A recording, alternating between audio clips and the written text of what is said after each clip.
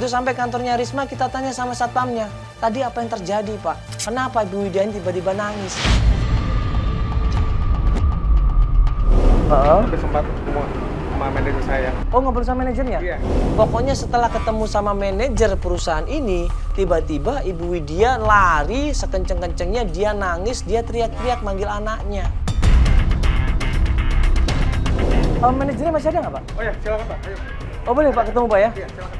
Untungnya satpamnya baik. Kita kemudian dipersilakan untuk ketemu sama manajernya. Halo Pak, iya selamat malam Pak. Boleh ngobrol sebentar Pak? Dari mana Pak? Dari Antv Pak ini. Di sini aja boleh Pak, biar nggak ganggu yang lain. Jadi gini Pak, tadi saya janjian sama seorang ibu di sini. Iya. Nah dia katanya datang ke sini mau cari anaknya. Ini ibunya Pak, mungkin Bapak kenal. Nah ini Pak. Oh iya benar. Iya. Tadi ngobrol sama Bapak ngobrol apa saja Pak? Nanyain si Risma kan? Iya anaknya. Kejar di sini nggak Risma itu? Risma emang pernah kerja di sini, tapi saya pecat. Gue sama Nadia kaget, kenapa dipecat Pak? Alasannya apa? Pasti ada masalah kan? Yuk, kasusnya banyak Pak.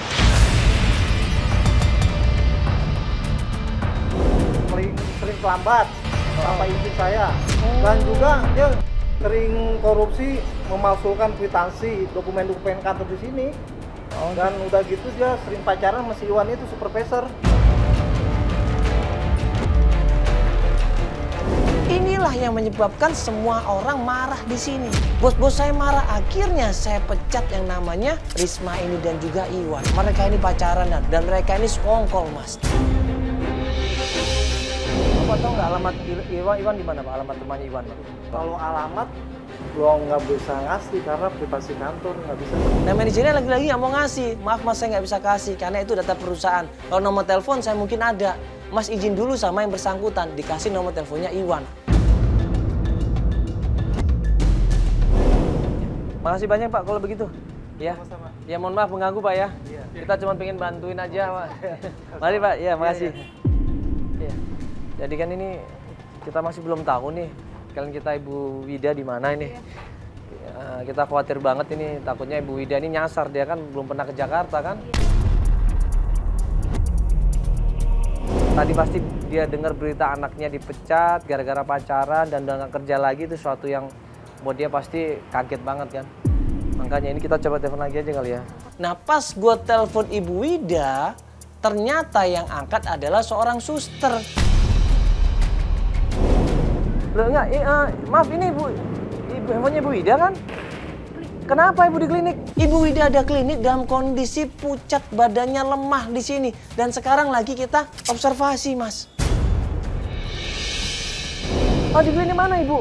Gue minta alamat kliniknya dan gue bilang kita akan menuju ke sana.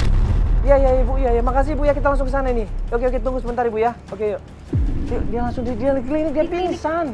Pinggir jalan dibantuin sama orang. Astagfirullahaladzim, yuk langsung klinik Jakarta yuk. Yuk langsung ke sana yuk.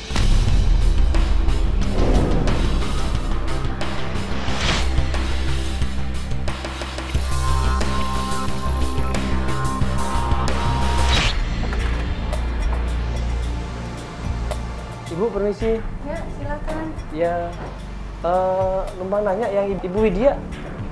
Ya. Iya, yang tadi ditolong Ibu, yang saya telepon baru. Iya, saya menjawab teleponnya tadi. Iya, saya Mandala Ibu. Anak. Ya, bisa ketemu sama Ibu Widya. Oh, ya, mari. Sampai di klinik itu ternyata Ibu Widya dalam kondisi lemah. Dia untuk dialog sama kita, komunikasi sama kita agak susah. Karena kondisinya baru saja sadar dari pingsannya.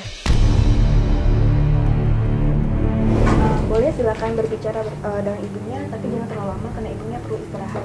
Oh iya suster ya. Makasih ya. Makasih ya, Sus. Ibu mungkin kecapean nih Bu, perjalanan dari Sukabumi ya. Ibu Iya. asli mana Sukabumi itu kan? Iya, dari Sukabumi keliling-keliling Mas, sampai capek.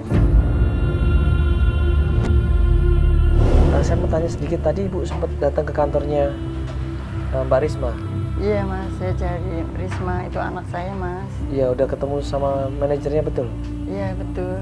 Terus bilang apa aja Bu manajernya? Katanya dia itu Mas, ada main sama atasannya. Padahal Mas, anak saya tuh nggak gitu Mas, beneran deh Mas.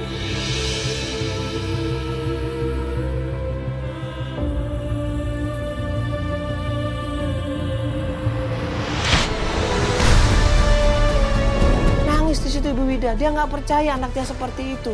Dia kecewa, makanya dia begitu ketemu sama manajernya cerita itu, Ibu Wida langsung stres, dia histeris, kemudian dia pergi meninggalkan kantor itu. Beneran Mas, jadi itu anak yang baik.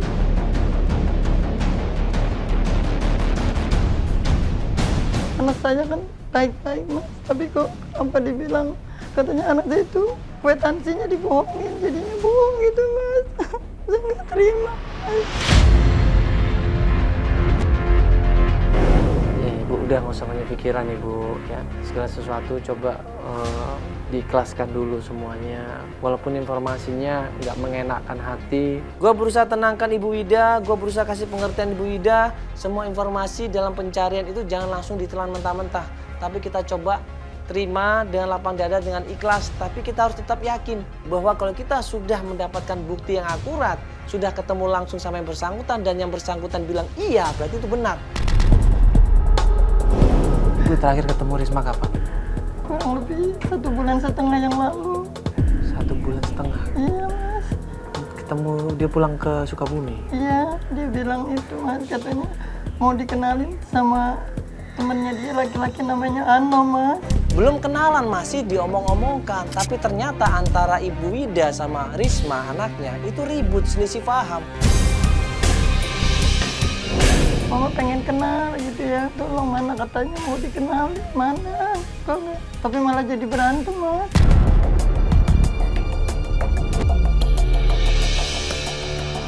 Padahal belum dikenalkan calon suaminya, sudah ribut, sudah jadi masalah. Akhirnya apa?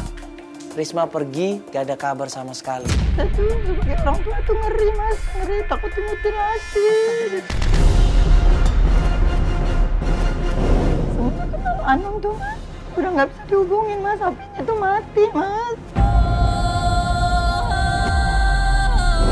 Tolongin ya Mas ya, tolongin Mas. Saya pengen ketemu Mas. Udah Ibu udah jangan banyak pikiran dulu, Ibu ya, udah nggak usah mikirin macam-macam dulu ya. Ibu di sini disuruh istirahat.